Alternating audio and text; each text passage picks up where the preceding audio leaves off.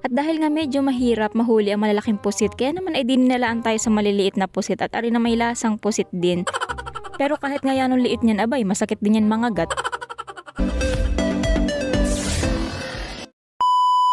At yun nga for today's video, at dahil nga may nag-request sa akin na pusit naman daw ang aking lutuin. Kaya nga lang ay bihira kasi ako makakita ng pusit kapag ako ay nangihibasan or nangingilaw, kasi nga ang pusit ay kalimitang nasa medyo malalim na parte ng dagat.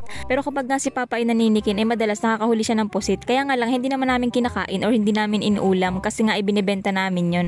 Kaya naman ay ganitong klase na nga lang ng pusit ang pinanguha ko at marami nito sa buhanginan. Ito nga pala ay kung tawagin dito sa amin ay ulo-ulo or bobtail squid, ayan. Pero minsan ay nag-uulam din naman kami ng pusit or yung nukos kung tawagin din sa amin. Kaya nga lang ay bihira lang yun kapag may pera kami.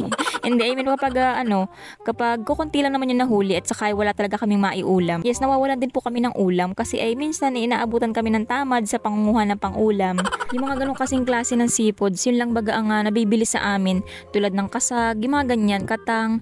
Hindi kasi tulad sa ibang lugar na halos lahat ay binibili. Dito kasi sa amin yung mga kinason, hindi naman pansinin yan. Yung mga talaba, sisi, hindi rin pansinin. Kumbaga ay nabibili naman siguro, kaya nga lang ay talaga ng mga, alam mo yun, lugi ka pa sa pagod, sa bigat ng pangunguha ng kinason, ay kulang na lang ay hingiin, nahiya pa. Kaya naman ay yung mga ganong klase ng seafoods ay talagang inuulam na lang namin, kaysa naman ay benta pa namin ay mamabad trip lang kami at yan ang mura lang ng benta, lugi pa sa pagod. Pero yun nga mga pusit or nukos na nahuli ni Papa sa paninikin, ay yun lang ang binibenta namin at saka yung mga kasag-kasag na yan. At gawa ng yan ang mahal ang bili dito sa amin. Nga pala sa mga curious dyan at gawa ng baka ako ay panikin ng panikin din niya, hindi naman pala naintindihan ng iba. Ganyan nga po pala yung sinasabi kong paninikin. Ayan, wala kasi akong video na habang naninikin si Papa ay. Ang paninikin nga pala ay ganere, yung baga nakapatong ka sa ibabaw ng bangka, tapos may hawak kang kawayan, tapos yung dulo ng kawayan ay mayroong talim, tapos may flashlight ka, o di kaya naman minsan ang ginagamit namin ay digasa, o yung bagang parang ano bang tawag sa iba nun ay. Basta ganari po ang itsura nun ay. So yun na nga, mabalik tayo dun sa aking pinapanguha na ulo-ulo. Ang mga ganda rin nga palang klase ng ulo-ulo o yung ganda rin klase ng pusit ay talagang hindi yan lumalaki at baka magalit na naman sa akin yung iba dyan. Nasabihin ay wala na akong awa at pati ba naman yun na hindi ko muna pinalaki bago kunin. Eh bakit nabili nga rin kayo ng isdang maliliit sa palengke ay di wala rin kayong awa. Yan ang damay pa nga. Kung yun ngang alamang, di ba, hindi naman talaga sila nalaki at talagang nga makakabili ka ba ng alamang na malaki? Ay di hindi na yun alamang at yun ay sugpo na, ibang klase na yun. So yun na nga at mabalik tayo sa usapan at parang medyo napapalayo na naman at baka ako'y mapaaway pa. Tulad nga nung sabi ko kanina na hindi sila masyadong lumalaki at ganito na nga pala yung pinakamalaki nila. Kadalasan nga pala ang mga ganitong ulo-ulo ay kalimitang makikita yan ay sa buhanginan at dyan sila mga nagatambay. Nabaon baga sila sa buhangin, gawa ng nangangain sila ng mga hipon. Ayan, kung makikita nyo itong nahuli kong isa, ayan o, may kinakain pa siyang hipon. Ang maganda nga palang pusit ay madali lang yan hulihin, hindi nga katulad yan ng isang pusit na napakaligalig. Alapitan mo pa lang ay makuripas na agad ng langoy. Pero yun na may nahuhuli rin kapag gagamitan mo siya ng sibat. Pero kapag alapitan mo at asirukin mo, naku po, para kala nagapingahan at ikiatawanan lang nun. Tulad na nga lang nari at ayan may napadaan ditong pusit. Hindi ko na nga lang siya na-i-video kasi nga yan ang bilis at tinta na lang yung na-i-video ko. Kapag nga pala napapanahon ng mga ganda ring ulo-ulo ay talaga napakarami niyan sa buhanginan. At din nga sa pinangingilawan ko ay mas marami ang maliliit kasi nga ay marami nang nangunguha dito. Subalit ito na nga pala yung mga nahuli ko at nakakatuwa kasi kahit papaano ay marami rin pala akong nahuli. Tapos may nahuli nga rin pala akong isang hasuhos. Kadalasan nga pala sa mga ganda ring klase ng isda ay makikita yan ay sa buhanginan para lang din sila nga manabon. Matagal ko na nga pala sanang balak i-vlog itong mga pusit na ito. Kaya nga lang ay talagang akaunti lang lagi nahuhuli ko kapag kami nangingilaw kasi nga ay sa batuhan kami nangingilaw at hindi sa buhanginan. Ay ngayon kasi hindi ako nakasama sa pagtugpa or yung pagdagat baga kasi nga ay wala na kasi masyadong hibas kaya naman hindi na nga kami sinama ni Papa sa pangingilaw. Kaya naman naisipan ko nga na pangilawin na lang ito as inyong ito na bagang asadyain ko sa pangingilaw din sa labas ng aming ilog. Wow, inangkin yung ilog. Dalawang luto nga palang gagawin ko dito. Yung iba ipiprituhin ko na lang at lalagyan ko na ring chicken.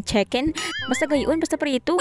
Tapos yung iba naman ay adobuhin ko na nga laang at lalahukan ko siya ng ketchup tapos lalagyan ko ng kaunting asukal. Ganyan rin nga pala lagi ang luto na ginagawa namin kapag kami nakakuha ng mga ganaring klase ng pusit. Medyo nakakainis nga lang at nakalimutan ko pang magdala ng sili. Mas masarap sana rin kung maanghang. Ang maganda nga pala sa mga ganaring klase ng pusit at dahil nga maliliit lang sila ay malambot baga silang kainin. Hindi nga tulad nung ibang mga pusit na napakakunat naman at gawa na niya lalaki na masyado. Saka nga pala kapag kami nagaluto na rin, diretso luto na hindi na namin tinatanggalan pa baga ng mga tinta. At gawa ng yun yung nagapasarap talaga sa pusit ay di ba yung tinta. Huwag ka na lang talagang ngingiti pagkatapos mong kumain. Tapos hindi mo na rin baga siya kailangan pantanggalan ng mga kinakinain nila. Hindi nga tulad ng ibang pusit na medyo may mga buhangin baga yung katawan nila. Hindi nga tulad nito na wala naman. Or kung meron man, edi kainin mo na lang din. Hey, pero sa totoo lang, hindi naman palamugan ang tawag doon. Kumbaga ay wala naman talaga siyang dumi sa katawan kaya hindi namin tinatanggalan, diretso luto na. Siyempre, hinuhugasan namin para matanggal yung buhangin sa labas ng katawan niya. Nga pala, inagapan ko nga pala ang pagpunta din sa dagat para baga ako hindi maabutan ng tubig. Kasi nga ay ngayon naman ay napapanahon na yung taib baga sa umaga, yung maghapunan. At ito nga palang papag ko ay lumulubog din yan sa tubig. Kaya naman ay kahit bumili pa ako ng lutuan, ay di wala din at lubog na at wala akong mapupistuhan. Kaya naman ay iniisip ko kung anong gagawin ko din sa aking papag. Kumbaga ay gagawin ko na lang kaya nga balsa para nakalutang sa tubig. Pero yun nga't naisipan ko na parang gusto kong ipabago dun sa kapatid ko. Pataas-tasan baga, magpatulong ako sa kanila. Pero yun naman ay nakadepende. Depende sa mood ng kapatid ko at depende rin sa sipag nila. Kapag sinipag. Pero sabi nga nung kapatid ko ay okay lang naman daw at tulungan daw niya ako. Pero sabi niya ay mas maganda kung lalaki-lakihan ko na daw at saka lalagyan na rin ng bubong. Pero siguro next time na lang kapag medyo may time na kami at gawa ng ako ay nagmamadali ngayong mag-upload ng video kasi nga may mga nag-comment sa akin at saka yung mga nag-message pa sa akin. Sila dali-dali na mag-upload na daw ako ng video. Abay ko kayo naparinit ako ina-video nyo. Kumbaga ay taga-video ko kayo para ako mabilis makapag-upload. Pero salamat po sa mga nag-aabang sa mga upload ko kasi nga nito mga nakarang araw ay medyo busy din ako at may mga inalakaran kasi ako lagi. Hindi naman sa paglalakwatsa yun ay may inaabyad kasi ako. Ay, nagpaliwanag. Pero pagpasensyahan nyo na po ako at gawa na nga ako talaga ay medyo busy rin kasi nga nagkakasabay-sabay po yung trabaho namin sa dagat kapag kami ay tumutugpa at kami naghahanap buhay. Hindi ako masyado nakakapag-vlog. Kumbaga naisisingit ko nga lang siya doon tapos may mga gawain din ako sa bahay. Ay, pati ba naman yun ay sinabi pa. Hindi para lang doon sa mga nag-comment sa akin kasi may nag-comment sa akin na ako naman daw ay, alam mo yun, magkwento naman daw ako tungkol sa buhay ko. Ay nakulangan pa ata sa aking mga inakwento. Kaya ayun, ganito po ang aking takbo ng buhay ko dito sa probinsya. Kapag may hibas ay asahan nyo na ako'y lagi nasa dagat at naghahanap buhay. Mapanong oras man yan, gabi, hating gabi, katanghalian, hapon, kahit anong oras. Tapos kapag wala naman kaming hanap buhay sa dagat o hindi napapanahon yung hanap buhay namin sa dagat, ay palagi kami ni mamang nasa kaingin at naggagamas kami o di kaya naman ay nagtatanim-tanim kami doon ng mga gulay-gulay o tsaka mga balinghoy. O di kaya naman minsan naman ay nag-auling naman kami ni Papa. Nangwa kami mga tuyong kahoy at inuuling namin. Para nga naman ay hindi na namin abilhin pa ang uling at yan ang mahal ng uling ngayon. Tapos ang edad ko nga pala ay 25, maga 26 na ako ngayon taon. Tapos ang height ko ay 5'3", tapos ang timbang ko ay, nalimutan ko na kung anong timbang ko ay.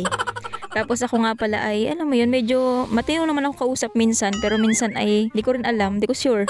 Mahilig nga rin pala ako mag-drawing dati, pero hindi na ako masyado nakapag-drawing ngayon kasi nga medyo busy na ako sa pagbablog. Tapos mahilig nga rin pala akong kumanta, sumayaw, mag-video, mag-picture. Ewan ko na lang kung hilig din nila ako. Pero yun naman pong mga yun ay talaga nakahiligan ko lang. Kumbaga hindi naman ako kagalingang mag-drawing, hindi naman ako kagalingang kumanta, hindi naman ako kagalingang mag-video. Kumbaga ako kasi yung klase ng tao na kapag may nagustuhan akong gawin ay talagang ginagawa ko. Gawa ng ika nga nila, maikli lang ang buhay, eh di gawin natin kung ano yung magpapasaya sa atin. Kahit hindi ka magtagumpay sa ginawa mong yun, okay lang yun. At least ay sinubukan mo, diba? Wala kang, alam mo yun, wala kang sana yung mga salitang ganun. Sana pala sinubukan ko, sana ganyan-ganyan. Ay sus ko ako sa inyo, gawin nyo kung ano yung magpapasaya sa inyo. So yun, ganun klase po ako ng tao. Mabait minsan kapag tulog. So yun, mabalik po tayo. At ako'y kanina pa nakain din, hindi ko malang kayo naalok. Kain po tayo guys. At ako'y napadaldal na. So yun na nga, hanggang dito na lang po ang aking video. At sana next time panoorin nyo pa rin po yung aking mga susunod pang vlog. Shout out kay Lawrence Gracia Bautista Morales, Mark Louis Gorospe, Angela at Nilia Gabion, Tulok, Menandro Limboy, Roselito Pornasa, Sagittarius 1201, Mario Tibuasan, John Lloyd Caeg, Kimberly Mabesa, at kay Rixie Patino.